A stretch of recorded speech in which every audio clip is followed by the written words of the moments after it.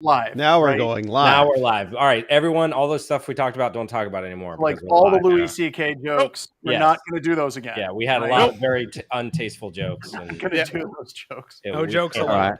We're good. I don't know how to work Notion. Yeah. I don't have a notion about Notion right now.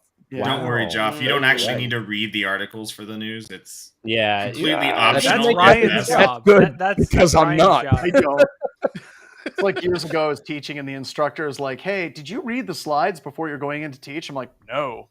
He's like, "Why? You really should read the slides." I'm like, "Honestly, if I get to slides at this point that I can't speak on, I probably shouldn't be teaching anymore." So there was a whole bunch of stuff I didn't know, but I made it up as I went. So. I had a high school trigonometry teacher who I was pretty sure never read his slides, like ever, like even when he wrote them. So You had to call them out. They had slides when you went to high school? Right? Now, PowerPoint? Mr. Pearl. So Were they What's that? transparencies? Did you have Yeah, the all I remember is the transparencies? transparencies. was his name Mr. Pearl by any chance? no, but The funnest part about transparencies was when the projector light bulb burned out every single time. Yeah. Yeah. I think those things are pretty expensive too. Like the I would say the labor. best part about transparencies was the constant flipping. Oh, that's wrong. Gotta flip That's it. wrong. Oh, it's backwards. Let me flip it again. Next time I do a it's presentation, backwards. like at Now it's RSA, upside down. Next time I do a presentation at RSA, they always have like the technical requirements. I'm going to ask for a transparency projector. oh my With goodness, that I would little love to blue- hear that answer. I would Three love to colors hear of what they say markers, with that too. one. They'll do it probably because They'll there's just, some like, pull guy it in out and the be like- basement. He's been polishing it for 15 years, and he's like, Finally, we're it's my coming moment. back. He's listening to vinyl, he's like that kind of weird guy. So, Projector All fan right. noise. Your fan, all right, let's Analog kick it off. projection. Ryan, let's go. Let's do it. All right.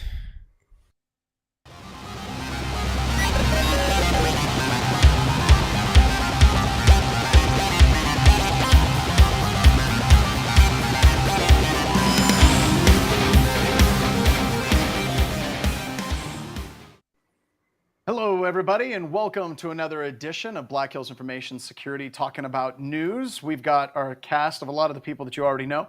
We have Noah, we have Ryan, we have Ralph, we have Joff, we have Corey, and more importantly, we have the BSD Bandit is on, and he's just figured out like how this works here. And by the way, this works. This is like the Dread Pirate Roberts of like podcasts.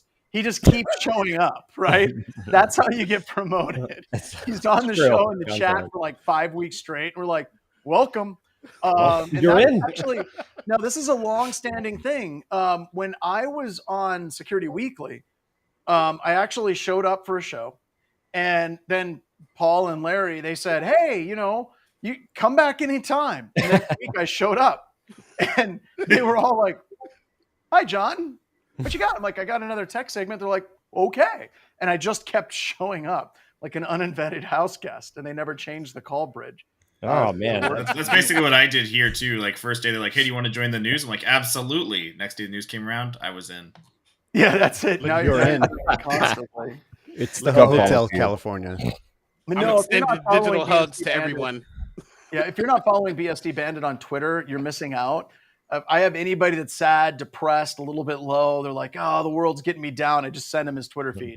And Yay! like, how can Yes. you? How can you be mad for anything? It's a great Twitter feed. So check it out. I'm checking it out right now. You should. You should. Yeah, yip. All right, everybody. We've got a whole slot of show like stories today. We've got Russia, NSO Group, and more Russia actually. So it's just crazy. But I want to start with something that's not Russia. Not Russia. How dare No, you? that We're out. We're gonna start with the U.S. Navy says that they've had cybersecurity wrong, and they've been doing it wrong. Now I know that a whole bunch of you never read the stories, and what I want to do is I want to go through each person that has not read the story, and I want you guys to tell me what you think the United States Navy feels it got wrong. Step one, the Navy has a cybersecurity program? There we go. Interesting. Okay, so Corey's in. They didn't I have thought it was the Air Force. My Yeah, bad. let's go. Oh. Oh. All right, Noah. So Corey got his. What? We need a cybersecurity program. Joff, What do you think the Navy feels they got wrong in their cybersecurity program? Well, it turns out the computers don't operate very good when they're under the ocean. Oh, good point. Actually, Microsoft Bad for signal. Microsoft is actually running servers in like these canisters. Yeah, but they build enclosures. I'm going to Did accept that. That's everything. a possible one. That's a They're not Ralph, wireless. why do you think the Navy feels they've gotten it wrong in computer security? I don't know, because they're on boats. They're I don't on know. boats. Navy jokes. Just keep with the Navy jokes. ESP Bandit, what's your take? If the Navy woke up today and they said, "Oh my God, we've been doing security wrong," how do you think that they finally came to the realization? They came up, they woke up, they saw Infosec Jesus, and they realized the error of their ways. What do you think they figured out? They looked on Twitter. They looked on Twitter. They started following ESP Bandit. They looked on Twitter. I saw that one post Twitter. of someone's They like, went anyone to know what to Twitter do and with they're this battleship now that I have it? They went to Twitter and they're like, "Men and women, everything that we've been working all these years to defend is not worth it. We're packing it in." So very good. Actually, what it is that the United States Navy feels that they've gotten wrong is compliance. They realize that they've been doing nothing but compliance chases. They've been doing meeting the minimum. They've been doing checklists, and they've been approaching computer security as a compliance exercise rather than an exercise. I don't know what the hell else it would be. I don't know what security looks like without compliance, because compliance is a jobs program. Wait, are you saying ahead. that's the wrong approach to a security program? Because that's like what everyone else is doing too. So But wait, I checked the box. Well, But okay, how old are those boxes that you're checking? that's a great point. From 1985, right? Mm. So I've got a question. What the DISA, hell- can we bring that up just for a second? Right. Go for it, Ralph. Yeah. Yeah, I mean, so like I actually have a lot of experience in the space of like going through these compliance things, and it's kind of interesting because like a lot of people who are doing this job are you're right. They're like not necessarily in security. They just take a checklist. They go A, B, C, D. You know, we just check it off. What's funny is the DISA actual documentation for like locking down a Linux host. It is. Or Windows host, they got everything covered. Trust me, it is covered, right? But you also break the entire computer if you turn everything on, okay? So it's like you got to make decisions about what to do. The thing is, though, if you're just checking boxes, you don't understand necessarily how that is going to affect the system. And so there's a lot of openings that happen, and people go, well, we just need that open, right? We don't know why we need it open, but it broke something, and don't ever touch that again. It is something that we need open, right? But no one knows why. So I agree with you, but here's my problem with this article. It's not the article itself. It's not even what the Navy's talking about doing. What the hell does information security look like if we don't have compliance? I mean, all of us that are on this right now are pretty much red teamers, or we got, Noah's a blue teamer. And so we wouldn't have jobs, folks, if it wasn't for compliance. As much as we hate compliance, it is literally that factor that is driving organizations to get security audits, to do security testing. What the hell does security look like if they choose not to do a compliance-based initiative? Seriously. That's true. That's true. This kind of blew my mind when you think about it. If we no longer have pen tests, we no longer have checklists, we no longer have, let's say, MITRE or any of it, what the hell does security actually look like? I think the problem is it's not necessarily that we have a checklist. I think the checklist is fine. There's nothing wrong with the checklist, right? I think it's whether they understand the checklist or not, right? I think that middle piece, and I think that may be what they were saying in this article. Is that I didn't read it, but I do have just a lot of experience in seeing these checklists be performed on military systems, right?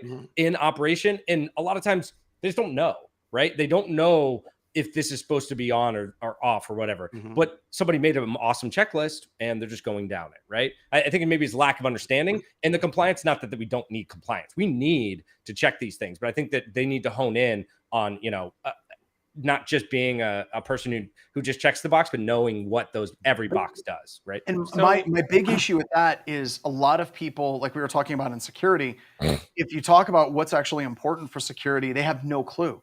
Yep. I mean, there's people whose entire career is nothing but checklists, right? It's nothing but compliance documentation. They have no idea what attacks look like. And I'm going to go back to the CISA acts that I've been grinding. And I'm getting more and more angry about this, is a lot of the guidance that CISA is starting to release now is guidance like install these patches. These are the critical patches that the attackers are exploiting.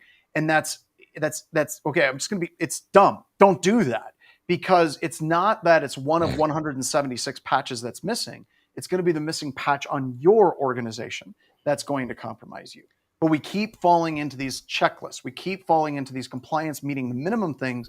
But it's like I said, the question still stands. If we don't have compliance frameworks, what does security look like? Aren't we making an assumption here, though? I mean, with the Navy in particular, the article says, if I had read it, expect change, right? But what is that going to be? Well, and I don't think, and I did just check the article, it doesn't say what that's going to be, right? So that's still an open question. So we cannot make the assumption that the change is to eliminate compliance. Maybe the change is going to be to modify the way they do compliance and blend it with a more proactive approach, as we would recommend in the industry. So one of the things it says in the article that I thought was interesting is it says that we should apply traditional assessments of equipment, logistics, and training to the cyber domain. So like when they pick a new gun, how do they do that? Right? They like, I assume they don't just be like, checkbox, shoots bullets, done. I would hope not.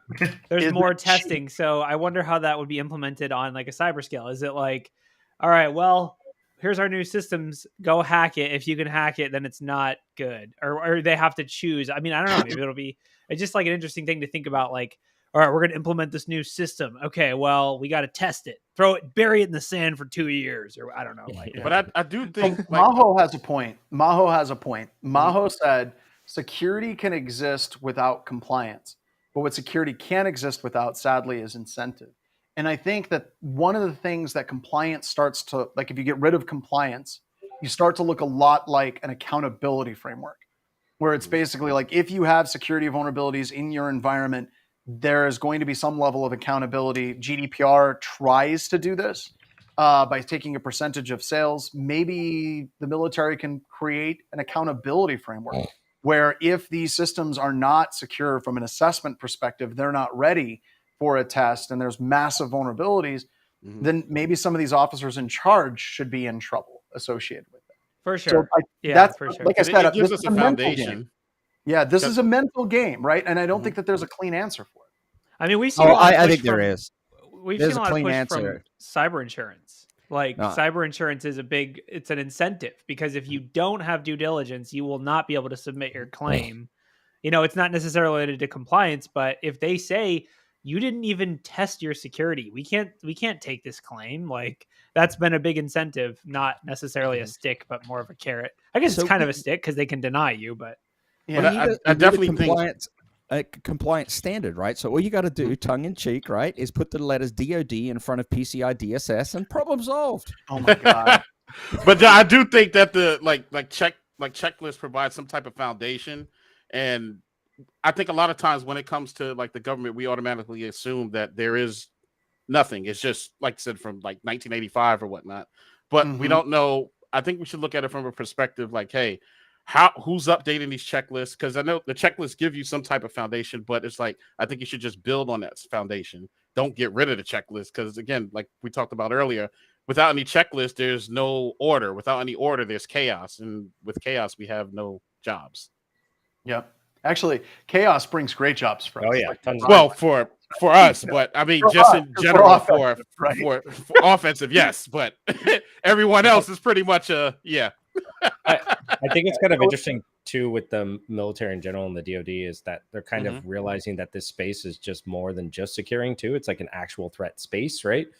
So it's kind of moving into this morphing thing, like Corey kind of brought up about how do you pick a weapon, right? And securing and using it as an offensive thing is also now becoming more of an issue. And I think that in general, the DoD is kind of slow to like catch up to these kind of things. But yeah, I mean, I think that we're they're not going to have a choice, right? This is part of the defense posture, right? Not only securing the infrastructure of these systems because we become more dependent on these systems. They're in our tanks. They're in everything, right?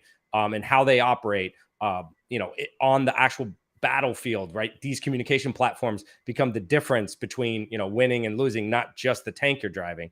So, we're going to have to adapt and change if we want to excel in this space, right? So, and it's also funny. They say we have 15 years of track record that proves our current approach is bad. It's like, which is weird. You don't hear that very often. Right. It's like, Right. okay, well, from our perspective, like, it's not like the Navy got breached. I mean, is the other shoe going to drop? Is there some like, is this like preemptive on some like, oh, sorry, all of our aircraft carriers are DOSed right now. Like, I don't know. Like, I will tell you, Corey, there's a lot of assessments whenever they hire firms to actually go in. And there's a lot of frustration in multiple branches of the military where they're very, very easily breached. And then you basically have a meeting, and I'm not making this up, where a bunch of high-ranking military and government officials just sit around and they're like, are we breached now? Have we been breached in the past? Like, this was really easy.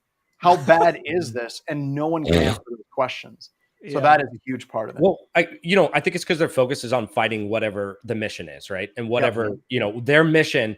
And weirdly enough, I know this is hard to like grasp because we don't think of it this way, but their mission is not necessarily to secure these systems. Okay. Their mission is to fight whatever, front that they're, designing to. On the Navy, they care about the ships, that they're ready and postured to go to a battle if they need to, or defend whatever it may be. Right. But how those systems, those computers work, those are just kind of like, a thing that kind of works, right? It needs to work on this boat for it to go forward. Right. That's great. But no one's necessarily historically thought, hey, what if somebody just turned it off and now it doesn't work because of some misconfiguration that was a security issue, right? Most people are like, it's a mechanical, knob, and you either have to be on the boat to change it, and we can stop people from getting on the boat. The DoD is really good at physical security. Just saying. Right. Yeah. I mean, it's like, how are they going to apply that kind of? They're good at training. Yes. I mean, it's not, our Navy probably is pretty decent at training people how to shoot and how to aim and how to navigate and all that stuff. It's just, how do you do that with cybersecurity? I don't know. I mean, it's a new battlefield that I don't think that we traditionally have, necessarily prepped for, right? Done the same kind of, our mission. And I can speak to this a little bit, having done training for armed forces. And if you generally look at a lot of the different like things that people do in the military, they definitely train you to do a specific thing. And usually that specific thing, they train you to do that one thing. And it's complicated. I'm not saying it's not complicated, but it's not as complicated as computer security. Like, if you want to train a group of people on how to use artillery, that is a relatively easy thing to train someone on. There's not a whole lot. Now, I know there's people in the military, it's like, it's way hard, but they can send you to a month or two of training and you can be efficient at using that artillery. Yeah. And the military has been trying to use that same mindset for cyber. And the Air Force has gotten a little bit better, especially down at Hobart Field and the training that they're doing down there. And the Army with 255 Sierra and the 25 Delta programs, they have realized that this is a little bit more complicated in the Signal Corps in the Army. And what they have been doing is putting people through months of training. Yeah. And and what's weird is the military structure still exists over that, where you have people that spend like 6 months training, then they get done with that. And the military is like, well, now we're cross-training you and we're going to train you on artillery. And they're like, but I just spent 6 months learning cyber. And they're like, nope, you got to learn artillery now. It's bizarre because there is a culture of weapons systems need to be basic enough that you can train someone in about a month and a half for many of them to function in an actual live fire situation. And cyber just doesn't work that way. It's interesting too, because like more of the select units they send through military pipelines, right, where they actually devote that 6 months or a year of just dedicated, and then they rotate out, right? So you're in this pipeline for a year, and then you rotate into whatever your actual mission is, right? So it's practice, execute, come back, practice, execute, right? So it's like this continual cycle. But to your point, John, you're right. It's very difficult to, in 2 months, just be like, yeah, you're great at computer security now, right? Yeah, I don't know. Metasploit's pretty easy. No, I'm just kidding. But how does one fix that now? Let's move on. I want to talk about a different story. We've been on this one. Hackers have found a clever way to steal your Microsoft 365 credentials. No way. Yeah, right. Specifically, specifically, what the technique is that they're using is something called Azure Static Web Apps. Never heard of it. It's basically a way that you can actually do web hosting in Azure. And you have like a full integrated API. You have SSL certificates that are free with the service. And that has a lot to do with it in the fact that when you're looking at SSL certificate validation, it says that it's actually coming from Microsoft. So it makes it basically what they're using is they're using cloud services to bypass a lot of the security controls that exist today. Yes, Steve's been doing this for years. I know, yes, yeah. right? I mean, seriously, well, simply put, it's just an Azure web app function. They're pretty easy to deploy. You can run a bunch of different languages on there. Whatever it is, PHP, Node, whatever. This is a bummer because we were using this. Yeah, I know. Now they're going to come after us. Yeah, exactly. Now we have to find some other valid SSL categorized site to host this stuff on. Come on. I don't think we're going to have to do that, right? Because if you look at like tools that we have internally, like IP Ricochet, or if you look at some of the stuff we're using, API gateways or Lambda functions or all these different tools, a lot of those tools still work, right? Where you're using cloud services against other cloud services. And the reason why I wanted to talk about this is, do you think that there's going to be categories of attacks that just can't easily be shut down just because that's the way that this particular service works? I mean, I think there's a possibility. I think it's a big possibility that can happen. What Microsoft has done is they've actually started hunting this stuff down. Yeah. We've seen that.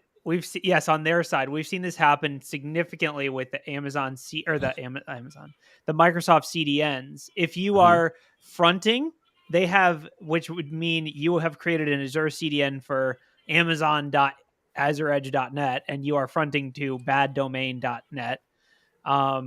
They have automated detections that will find it, kill your entire subscription, and just automatically banhammer you. So they BSD Bandit. What were you going to say too? No, pretty much. Well, he just pretty much just summed it up. Yeah, you're pretty much like dead in the water. once Microsoft does that, it's kind of like whack-a-mole, but they're finding you a lot faster. Honestly. Well, but we also know a couple of things, right? Whenever these new attack vectors come out, usually Microsoft is a little bit, I think they're way faster than Amazon and Google Cloud Compute, which I'm going to get to here in a second. They're better, but they're not instantaneous. I mean, the CDN thing, I think that they've gotten that pretty well scripted out and how they can detect it. Well, we still work around it, right? Yeah. Because all we have to, it's a bot, right? It's so all you have to do is you have to make them look similar enough. So you can't say like I'm Google, but what you can say is I'm just some random small company that runs a CDN. Like I'm securehealth.azureedge.net and the real domain is securehealth.net. Like they don't validate. Yeah, exactly. So just like that, I guarantee you they'll hunt down Azure static apps that are using like Mudlishka and EvilGenix and like, in the background. Or basic, like they'll have signatures for like obvious credential harvesting, but it's one of those things where it's whack-a-mole, like Charles said. Like you can't just go out and be like, no Azure static apps that have authentication. Like that's the whole point. It's not going to happen. All right. So the next story I wanted to talk about, this is another group that just refuses to go away, is the NSO Group. It's a Reuters story exclusive. Senior EU officials were targeted with Israeli spyware by Raphael Satter and Christopher Bing. So this NSO Group, I wanted to get, we've talked about this in previous episodes where the United States government basically blacklisted NSO Group from selling anything in the United States. And now you're seeing this malware actually being used to target officials in Europe and the United States. So I want to ask, do you think that this is actually bad for NSO Group, or is this just more great advertising for them? And I'm going to come back to this, but I want to get your thoughts on this first. Like, what do you all think? I'm going to start with BSD Bandit because we're a whole bunch of people that talk over each other all the time, and he's the new one. He's like, I don't know. I'm all over the place. Yeah. But I think it's a combination of both. More so from a standpoint of just beautiful advertisement. I mean, we can look at it from that perspective because usually when we talk about ransomware, it's more so from an advertisement perspective anyway. Because a lot of times we'll see something like, oh, it's ransomware, but without reading the article or looking at what the ransomware actually does, then we just kind of, it's like the aha moment that we keep moving. So I think it's a combination of both, actually. All right. What do you all think? NSO Group, like, is this just raising their stock price? I don't do business with NSO Group. I do business with Shell Corp number 3072. That is the same thing. I don't do business directly with them. No. I mean, I think and they're actually like sanctioned and banned and on the FCC bad list and banned from government. They can't go in government building. No, I mean they're but they use Shell Corps, they use other things. So it's like, I guess from my perspective, it's the what is it, the many heads or whatever, you cut one off and another one comes back. Like I feel like the name NSO Group doesn't matter so much, because if you go hunting for this product, you will find it. People will buy it. Doesn't matter if it says NSO Group, as long as there's a demand for iPhone remote routes or whatever. There's going to be this product is going to exist in that company until like Israel takes on this company as hostile. We can't, there's nothing we can do in the US about it, really. So we talked about it in the past. We were all joking about shell companies, but for people that are coming into this a little bit cold, we all guessed, and we all know that this is happening, where the United States is like, no one's allowed to purchase anything from the NSO Group, but they're like totally addicted. And they're like, hey, you got any of those NSO exploits? Got any remote routes? And you know that there's somebody that's out there that's creating a shell company called Totally Not NSO. And they're basically buying the stuff from NSO. And it's not on the sanction list. Yeah. That company isn't on the sanction list. I mean, it's the same thing. They could call themselves NSO and then that could extrapolate out to non-sanctioned organization. Yeah. So I think the thing is like, it's interesting that they haven't rebranded yet. I mean, I've been claiming that I think they'll rebrand just due to like the whole heat they got from Citizen Lab. Like Citizen Lab was going after these guys for a long time. Heavy. And at this point, I think that they're not, like Charles. Yeah, I think they're not rebranding at this point because it's flipped from being like bad press to like, they're like, we don't care now. And so now they keep it because they just have press. Now it's that's marketing. Exactly it. This is all press is good press in this case. Because all of us reading it being like, that's terrible. There's a bunch of oil sheiks that are like, that's amazing. How do I that's their email? How do I get in on this action? I need to spy on my wife. How much? It's only $1 million. That's fine. So I'm looking for a reporter who's in Turkey. Haven't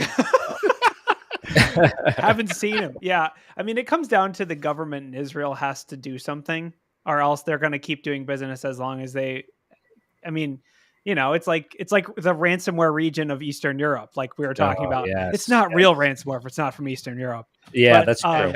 But yeah, it's like the same thing. Where like until these, extradition, that transparency, but it's one of those things. Like John said, they're addicted. They like no government really wants to. I mean, there's a whole shaky thing with Israel anyway, but no one wants to go after, like, Israel's using this probably, so they don't want to go after the company, bite the hand that feeds, the 0 days. So I don't know. Well, and one of the things that scares the hell out of me is NSO. Like for me, NSO is definitely a monster that sleeps under my bed. And I'm not even trying to be facetious or joking, because this is a company that has a track record of working with some of the worst people in the world.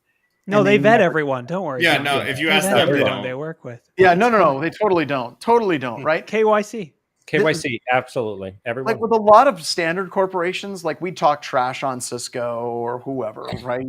With this company, this is a company that actually makes me a little bit uncomfortable. Like whenever we're talking about them on the show, and I think we have to.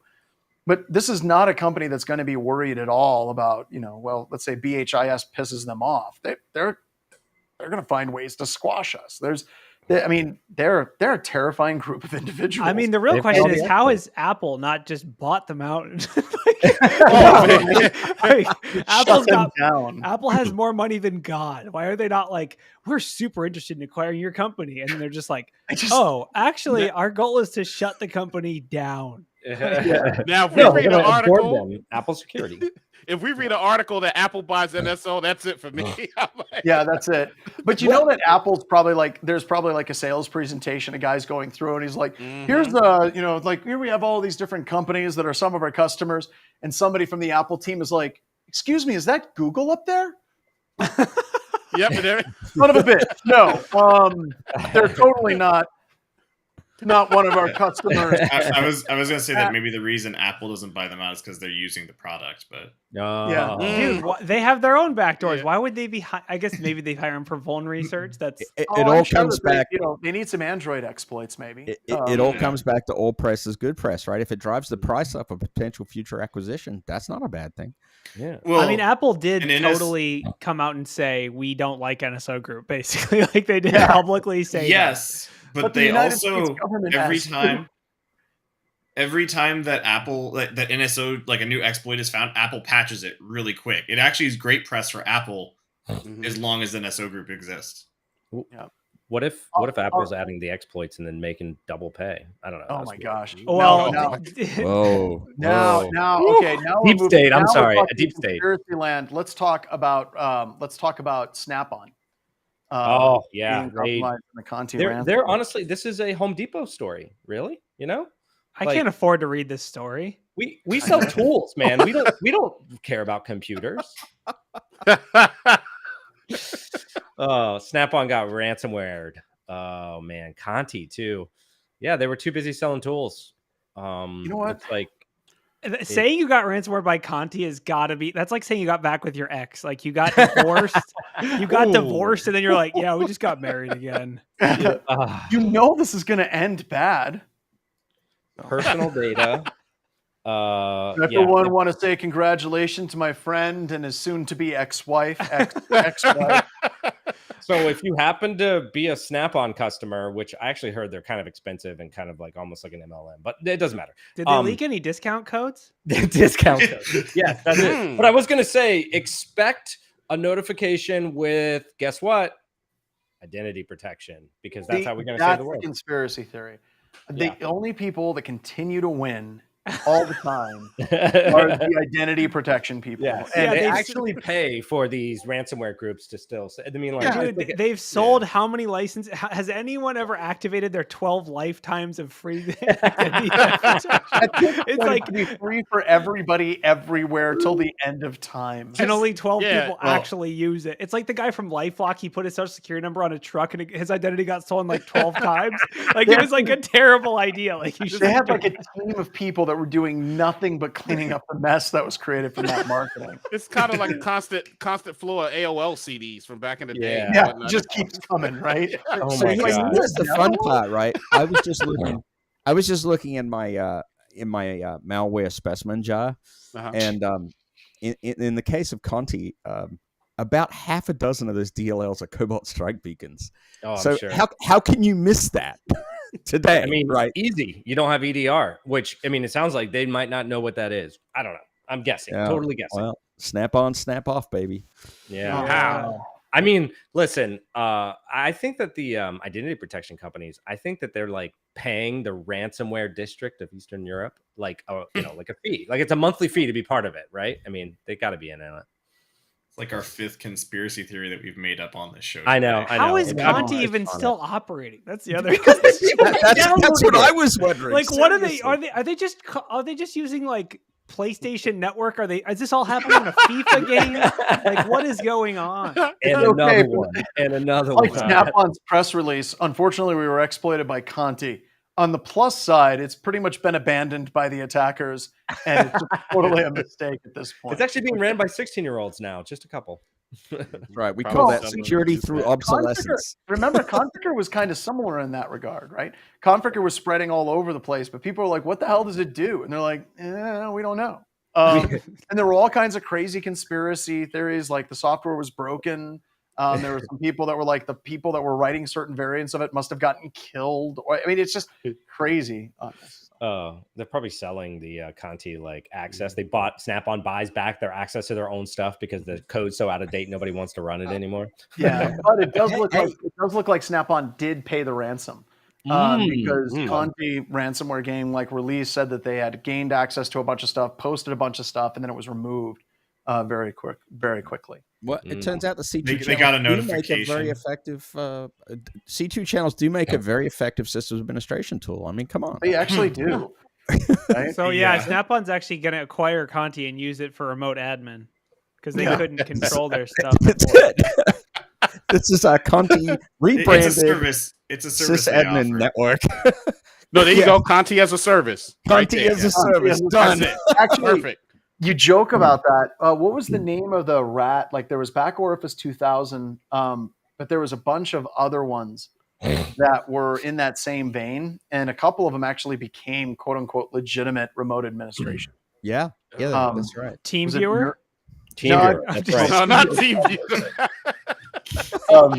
There's a couple other ones. Yeah. There actually a bunch of ransomware operators are using those commercial products as like a way to get their initial access, right? Yeah, like that's what Avisoft. that's Yeah.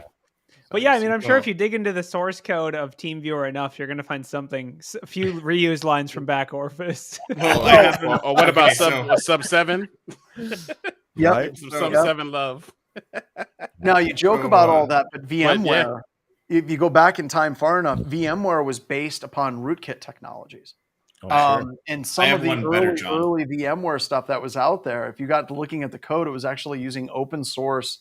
It was using open source rootkit libraries to allow it to work, which I thought was one of the most awesome things ever back in the day. I'm aware of at least one extremely common sysadmin tool that is just deployed all over the place that uses remote access tools that is commonly used for hacking. It's open source, but it literally runs it today. I could go find you the logs right now. So, okay, but Noah, I think that you just brought up a great thing. We spend all this time at BHIS, we're working with like Nighthawk and Cobalt Strike and all these different tools. Is it time for us as a pen testing company just to bite the bullet and just buy like Ninja RMM? And I'm serious. Like we literally just go out and we purchase a full license for our pen tests, and you can deploy it so it installs silently. It's digitally signed. It gives you full access to everything on the system. Like, and Noah, your EDR won't fire when you install it. EDR won't care. Is it, Josh? And then we just get on the phone and we say, "Hello, I'm Frank from Connecticut." Yeah. Yeah, that's called social engineering. We do that. We do that. But like, why call them when you can either look at their activity status and say, "Oh, they're offline now. How do I know?" Well, the asset management software says they are. Or just push a silent install of your application that you want from there, or jump into the remote shell that it's built right into the software. Because number one, we like Corey, you talk about this all the time. Getting initial access is still pretty easy. Whenever we start moving laterally is where we get just beat to snot, right? When we're talking about RMM software, I seriously think that most of those libraries are completely allow listed. Well, and that's where the project I've been working on, John, is like a lot of the stuff in my list is asset management tools and RMM tools. As far as there are literally the binaries, you can just go into the program files and run those binaries. They absolutely have been either ignored by the EDR by default or added into the allow list later on by the admins because they got tired of seeing them.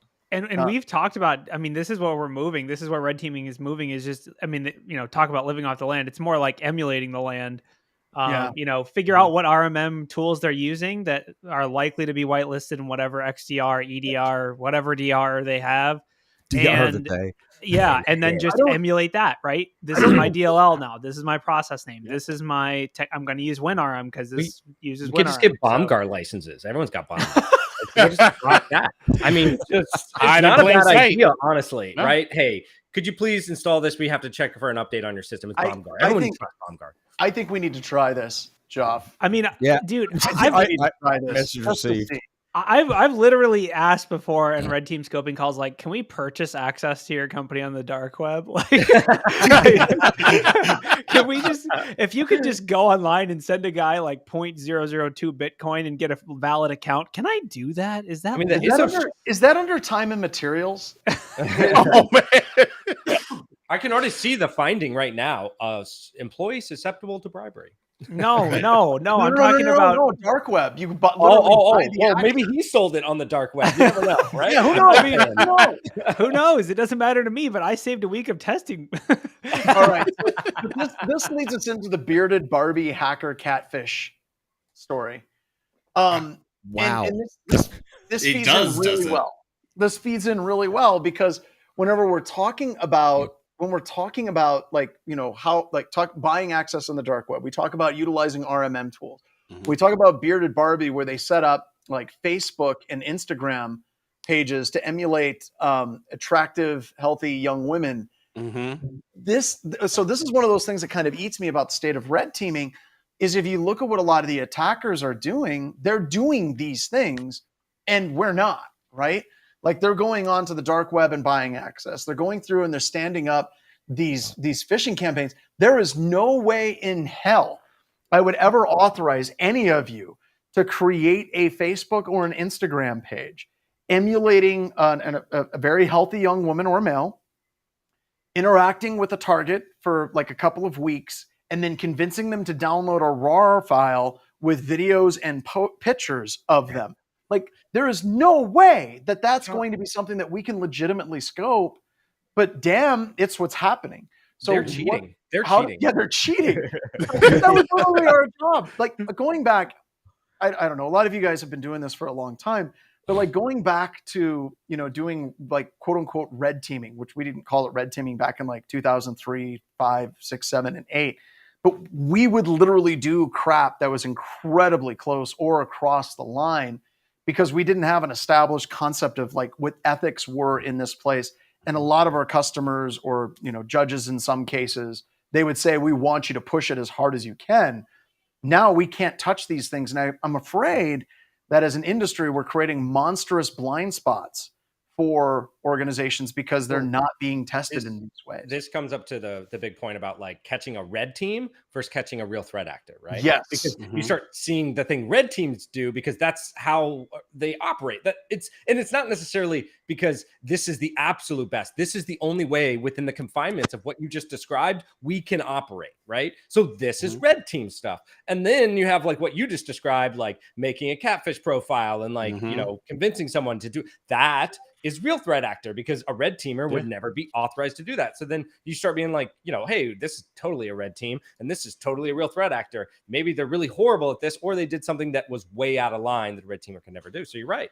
Now, Alex Minster had a great quote. I want to call it out real quick before it gets buried. Alex had this quote, said, red team like us, like a real attacker.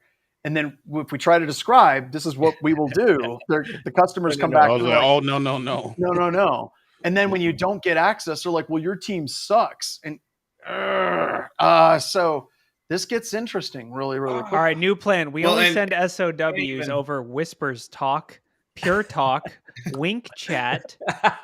You want to do business with us? You have to download Whispers Talk chat app and install it on your phone. The thing is, though, so like you can't even do user awareness of training on this. Like you can't make a training video or anything. It's like, okay, so your wife left you, you're sitting on the couch lonely, and this cute Russian girl like sends you a Facebook message. For the sake of the company, please don't do this. No, like, well, so okay, wait. They do that in the military. They do that in the military. That is real training. Yes. There is a at DoD contractor. I remember when I was in ISO with Northrop Grumman, we had this one gentleman who came in, and he was like, "Yeah, I just want to let you know, I'm probably done. I'm probably going to lose my clearance."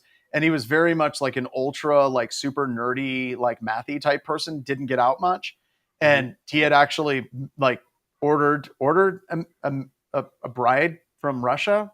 And like, seriously, we were all like, this is not going to end the way that you want. This is not what you expect it to be.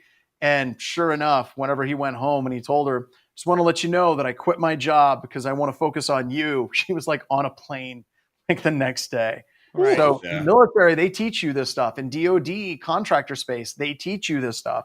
They don't talk Right. about it in the regular world. Well, But now so trying to get someone in like HR to approve that training module though. there Oh is my like God. there's a real cybersecurity way that we can approach this, which is basically the assumed compromise on the phone, right? Like we're talking about, why are they going to all this work to pose as a very healthy young human and seduce a person? It's because they want to compromise their phone or their computer, right? We can jump that gap and say like, okay, yada yada yada, skip out all the weird stuff about the nudes and the WeChat and what's going on. Just get us a rat on your phone and see, mobile devices, because that shouldn't go through to your corporate network, right? And I think there is a difference in targeting. Sometimes these APT groups are just trying to drag someone's name through the mud. They're not actually going after an enterprise target. So, if I compromise an employee's phone, I shouldn't be able to compromise the employee's like VPN account at work, right? Like, hopefully. Yeah, they're totally not using their personal computer for VPN. Yeah. That never happened. Well, and that's the way, that's the traditional, to bring it, as funny as it is to joke about, it is actually a thing we can evaluate, right? I mean, if you compromise the person, you shouldn't compromise their whole enterprise life. That's what MFA and certificates and all that stuff is supposed to prevent. But I guess if they want to do it, they're going to do it. Yeah, no matter what. You have to have a guinea pig then. Hey, you're right. Assumed compromise. Sex. But you don't know. So, hello, Dave in accounting. Please give us your phone. Like, we're going to let the hackers into it for a little bit. Yeah, guys, I'm sick of this. You guys do this all the time. Well, here's my phone. I fail the Wii Fish one time. One time. Yeah, I didn't show up to the always training. say you pull the name out of the hat. You never pull it out of a hat. White Cyber Duck. Why do you keep calling? White Cyber Duck says, "I will click on that exe from the pretty lady every time. No regret." Yeah.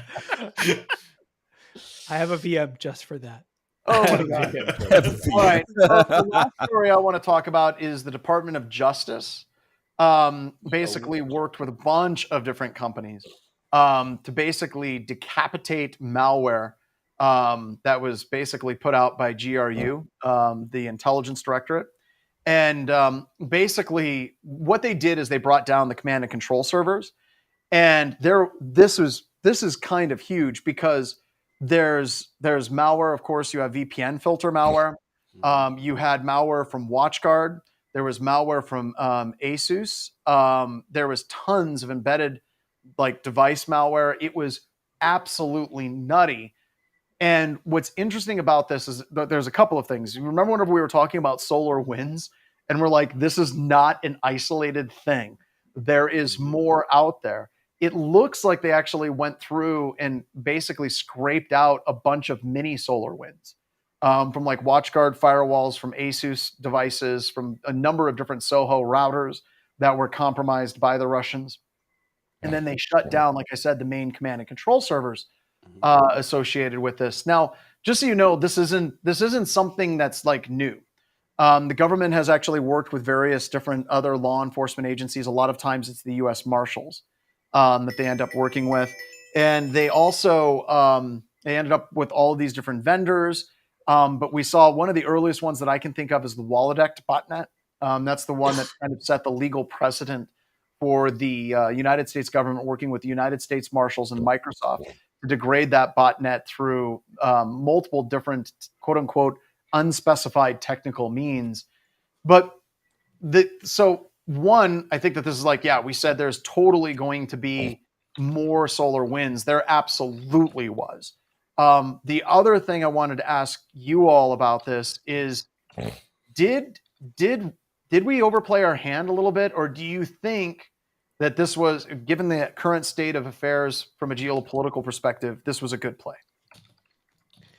Is that why my VPS went down last weekend and hasn't responded? No, but no, I mean, personally, I would say this. I mean, they've got so much else on their hands right now. It's probably a good time to conclude a year or two long operation, or at least a few months long operation. I mean, it potentially degrades their ability to do other things, and they probably won't have the time and resources to reestablish a lot of this stuff right now. But it's also good PR. When the U.S. has got to be like, we're still here, we're relevant. Yeah. Like, so. Well, but that also, okay, so that brings up an interesting point about the PR perspective. From an intelligence DoD perspective, some of the people that I've been working with and talking with in law enforcement, they're trying to keep as low a profile as they possibly can, mainly because the United States wants to help, but they don't necessarily want front page news stories that they're actually helping in Ukraine insofar as but the cyber is perfect.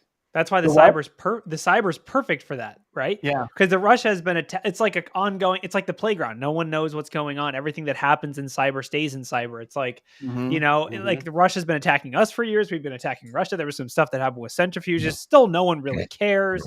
Like, it's kind of like, oh, well, who cares? I don't know.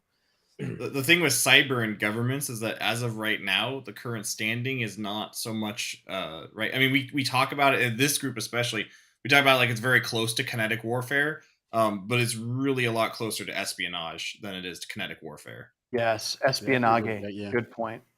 Dan Gooden released an article right about the time that this all came under, and one of the things that I think is interesting is in his article in Ars Technica, which I just shared it out. There we go. WatchGuard totally silently patched this vulnerability without disclosing that there was a vulnerability and it was a flaw that was actively being exploited by the Russians. I don't know how I feel about this. Do you think that we should be requiring all of our vendors, whenever they discover a new vulnerability in their own products, should they be generating CVEs and saying this is a vulnerability, we have fixed it, much like Microsoft does? Yes. Microsoft is oftentimes coming out and saying, hey, we patched a bunch of stuff. Nobody's hacked it yet, but here's a write-up of what these things are. Is WatchGuard in the wrong on this one? What do you all think? Would it be interesting if the vendors push the patch first and then announce the CVE? I don't know. Oh, that's what I think they did in this case. They absolutely could.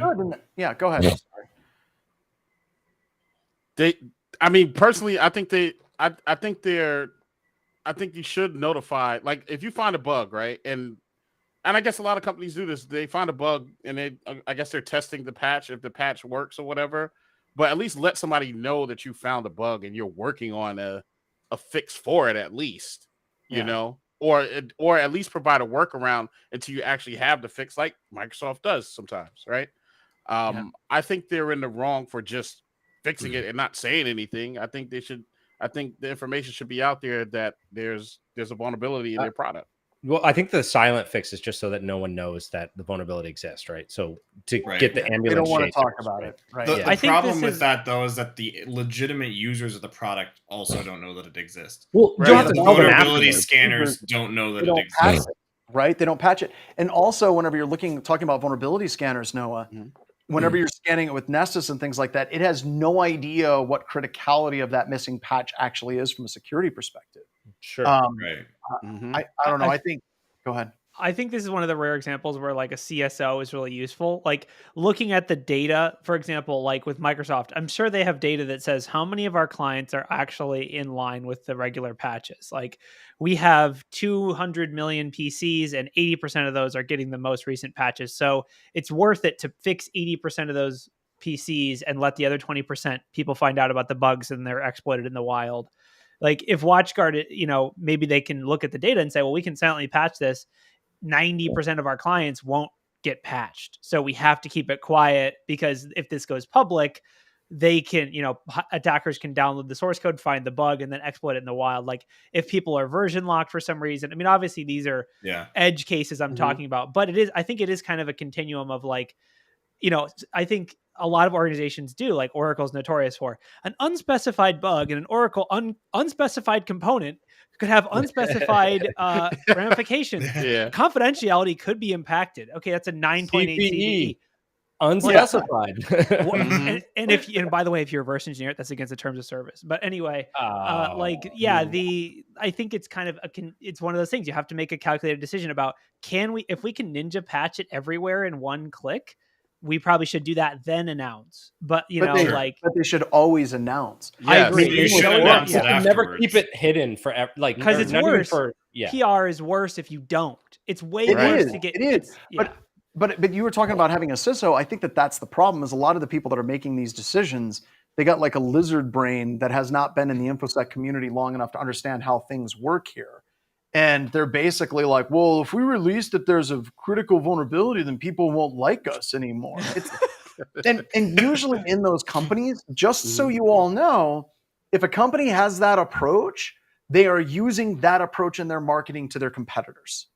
They're saying we had 0 critical CVEs in the last 2 years, and SonicWall had 8 or whatever. Yeah. Like, no, absolutely, they do that garbage, right? Oh yeah. And we as an industry have got to push back on it. Well, I always look at it in these terms, right? There is nothing worse than false negative, right? False positive, whatever, false positive. False negative, it's like, or another way to look at it is, your automobile manufacturer comes out and tells you 2 years later, oh yeah, by the way, we found a vulnerability. You could have had a fatal accident, but we fixed it now. What? You're good. Yeah, you're good. Happy driving. Like, by the way, just a little side thing. Tesla sent me the note. And John, you probably got one too. It's like, we found a problem. No, it wasn't we found a problem. We found National Highway Safety Transportation or whatever said that our car wasn't loud enough. So we push an over-the-air software patch. You're good. I love that. I did actually love that. That's cool until they're like, your backup camera has been disabled. Please pay $20 a month to activate it. or ransomware.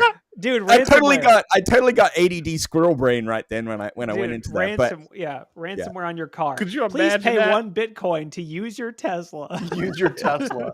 Yeah. Anyway. Oh man. Okay. So the worst part about it is, Corey, that software will exist because someone made automated taxis at some point. And it will just be like the legitimate automated taxi software installed on your car now. Did you see that video of Cruise, the self-driving car, was completely like nobody was in it, right? And the police are trying to pull it over. Yeah, they did see that. They impounded it.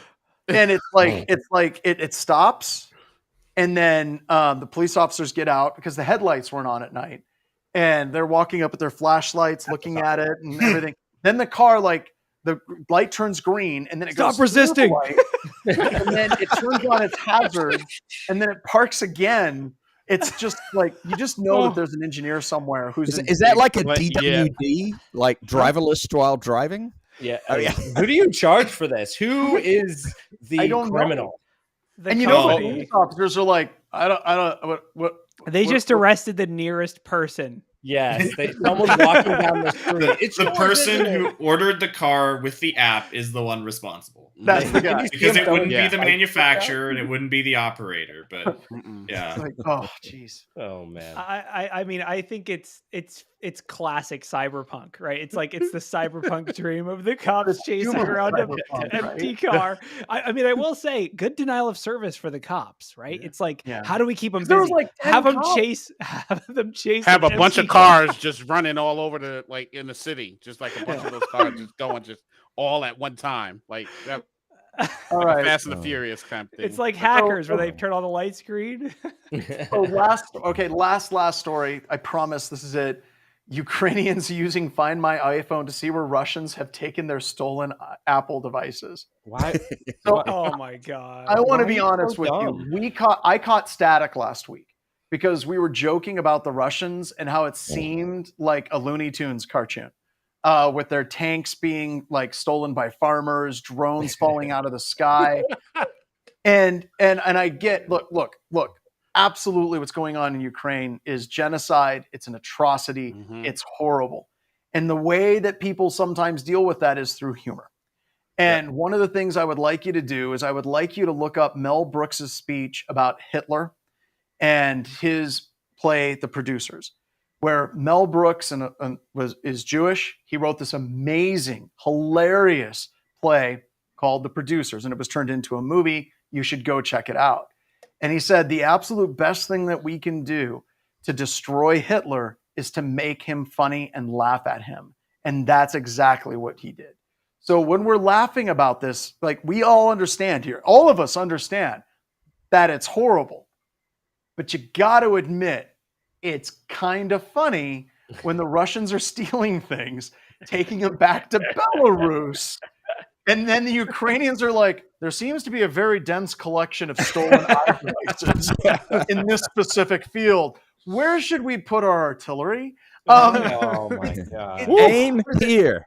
Where we at? 9 generals have died from Russia. Like, Yeah. I'm sorry. It is absolutely horrible. It's an atrocity. But this is funny. Like, somebody in Russia has got to be standing up and being like, maybe we need to have some operational security. Wait. Maybe a little bit of OPSEC. Maybe a little bit of standard operating procedure. What about like common sense? Possibly. No. Like stealing not an even iPhone. OPSEC. Yeah. The stealing an iPhone and then the Find My iPhone. And like someone made a comment, like they probably ran out of gas and they were making a call with the stolen iPhone. Yeah. Hey, Putin, can I have some gas? I need some gas.